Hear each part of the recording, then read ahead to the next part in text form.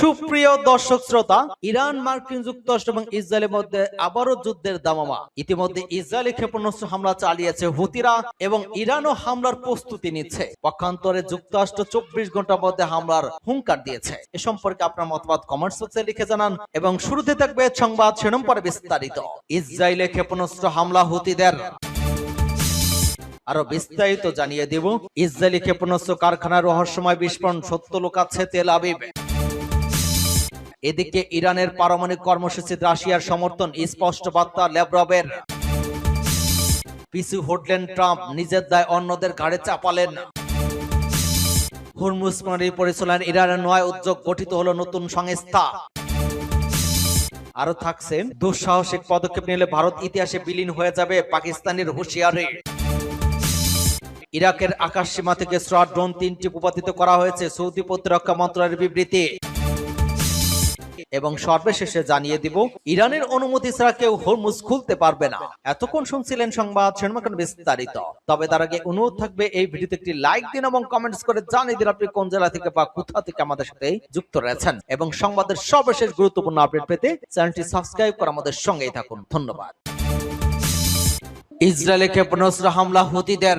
ইরানের পক্ষ নিয়ে ইসরায়েলের লক্ষ্য করে ক্ষেপণাস্ত্র ছুড়েছে ইয়েমেনের হুতি বিদ্রোহীরা। বিশ্লেষকরা বলেছেন, লোহিত সাগরের নৌযান লক্ষ্য করে হুতি হামলা চালালে বিশ্ব বাণিজ্য নতুন করে চ্যালেঞ্জের মুখে পড়তে পারে। 4 সপ্তাহ নীরবতা ভেঙে ইরানের পক্ষে যুদ্ধ যোগ দিয়েছে হুতিরা। হামলায় ইসরায়েলের বিভিন্ন সংবেদনশীল সামরিক স্থাপনা লক্ষ্যবস্তু করা হয় বলে জানায় গোষ্ঠীটি। হুতিদের হামলা ইরানের তুলনায় কম কার্যকর হলেও তা বিশ্ব অর্থনীতিতে বড় ধরনের প্রভাব ফেলতে পারে। গোষ্ঠীটি বাবেল মানদে প্রণালী জাহাজে হামলা চালিয়ে আগে বৈশ্বিক বাণিজ্যে বড় ধাক্কা দিয়েছে।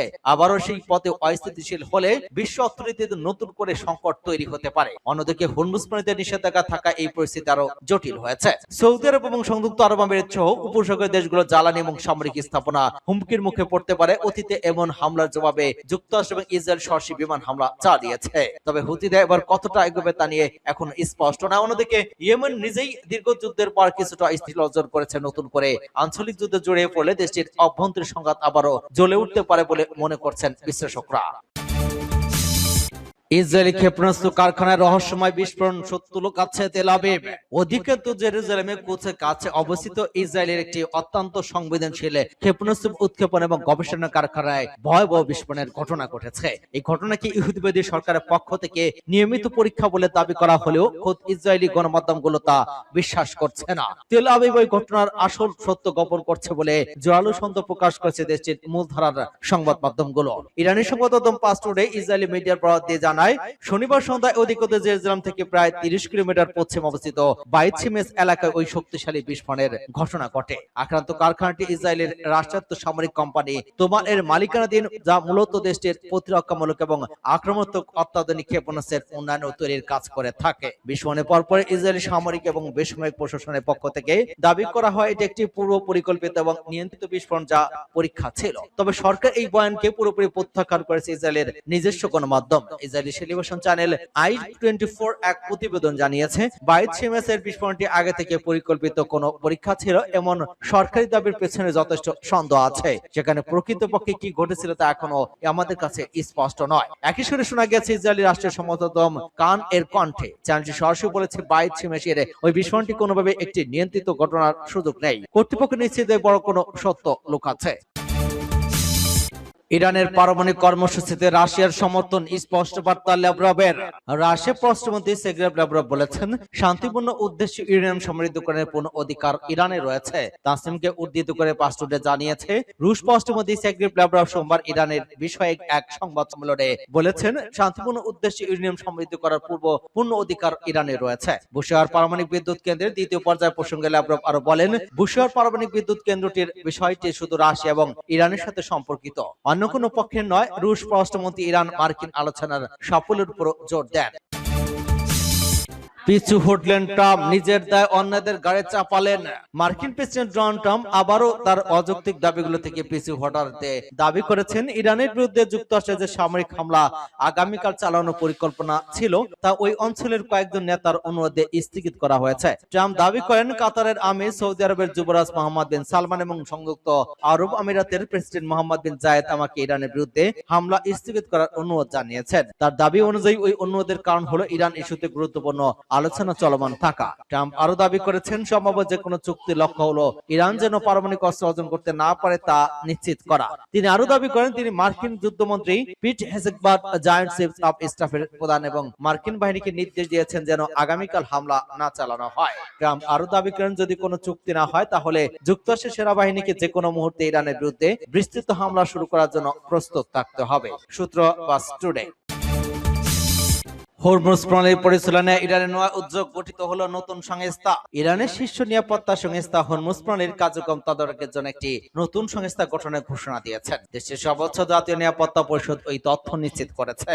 আল জাজিরা প্রতি পাসপোর্টে জানিয়েছে, প্রতিবেদনে বলা হয় নতুন ওই সংস্থার নাম রাখা হয়েছে পারস্য উপসাগরীয় প্রণালী কর্তৃপক্ষ। সংস্থাটি হরমুজ প্রণালীর কার্যক্রম এবং সাম্প্রতিক পরিস্থিতি নিয়ে তাৎক্ষণিক বা রিয়েল টাইম তথ্য সরবরাহ করবে বলে জানানো হয়েছে। এই উপলক্ষে ইরানের সর্বোচ্চ জাতীয় নিরাপত্তা পরিষদ সামাজিক যোগাযোগ মাধ্যমে একটি পোস্ট শেয়ার করেছেন। সেখানে বলা হয়, নতুন কর্তৃপক্ষ হরমুজ প্রণালীর কার্যক্রম এবং সর্বশেষ পরিস্থিতি সম্পর্কে রিয়েল টাইম আপডেট প্রদান করবে। উল্লেখ্য, বিশ্ব বাণিজ্য এবং জ্বালানি পরিবহনের জন্য অত্যন্ত গুরুত্বপূর্ণ ওই হরমুজ প্রণালীকে ঘিরে দীর্ঘদিন ধরে ভূরাজনৈতিক উত্তেজনা বিরাজ করছে। নতুন সংস্থা গঠনের মাধ্যমে ইরান ওই অঞ্চলের নজরদারি এবং তথ্য ব্যবস্থা আরো জোরদার করতে পারবে বলে ধারণা করা হচ্ছে। সূত্র বাস টুডে।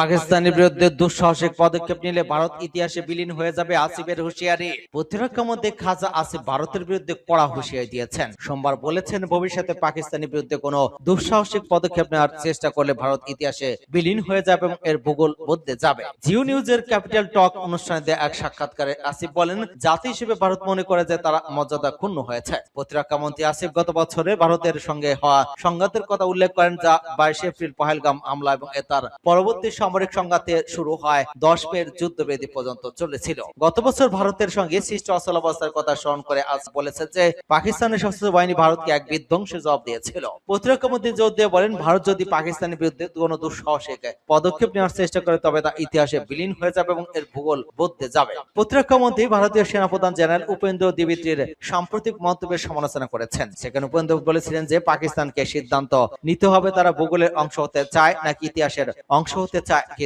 চায় না। আসিফ বলেন, এই ধরনের মন্তব্য করে ভারতীয় সেনাপ্রধান তার হারানোর সময় ফিরে পাওয়ার চেষ্টা করেছেন। ইসলামাবাদ এবং নয়াদিল্লির মধ্যে আলোচনার মধ্যে খোলা রাখার আহ্বান জানিয়ে রাষ্ট্রীয় স্বয়ংসেবক সংঘের মহাসচিবের মন্তব্যের বিষয়ে আসিফ এই মন্তব্য করেছেন। তিনি বলেছেন, ভারতের সরকার বিরুদ্ধে বিভিন্ন সমালোচনামূলক কণ্ঠস্বর রয়েছে এবং যোগ করেন সেই ভারতীয় সেনাবাহিনী ও সুশীল সমাজের অবস্থান ভিন্ন। ভারত এখন বৈদেশিক অঙ্গনে বিব্রতকর পরিস্থিতির সম্মুখীন হচ্ছে। অন্যদিকে পাকিস্তান এই ক্ষেত্রে সম্মানজনক অবস্থানে বজায় রেখেছে বলেছেন আসিফ। পাকিস্তানের বিরুদ্ধে ভারত এবং ইসরায়েলের মধ্যে সম্ভাব্য আঘাত সংক্রান্ত এক প্রশ্নের জবাবে প্রতিরক্ষা মন্ত্রী বলেন, ভারত ও ইসরায়েলের সদর উদ্দেশ্যের মধ্যে সাদৃশ্য থাকতে পারে।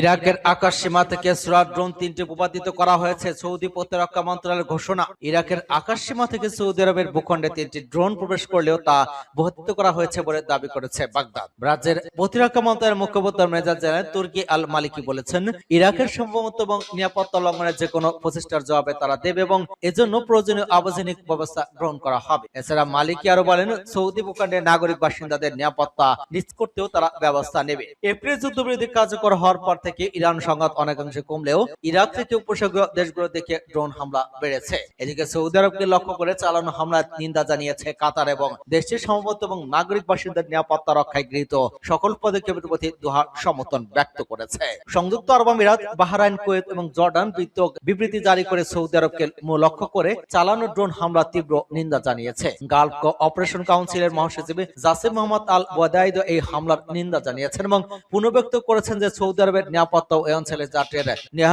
নিরাপত্তা একটি অবিচ্ছেদ্য অংশ। আবুধাবির বারাক্কা পারমাণবিক কেন্দ্রের এলাকার ড্রোন হামলার পর ওই হামলাটি ঘটল। দুটি হামলার মধ্যে যোগসূত্র থাকতে পারে বলে তা নিশ্চিত করা হয়নি প্রতিবেদন। অন্যদিকে ইরানের মার্কিন ইসরায়েলি হামলা শুরুর পর থেকে মধ্যপ্রাচ্যে মার্কিন গাড়ি লক্ষ্য করে হামলা চালানো হয়। সূত্র আরব নিউজ।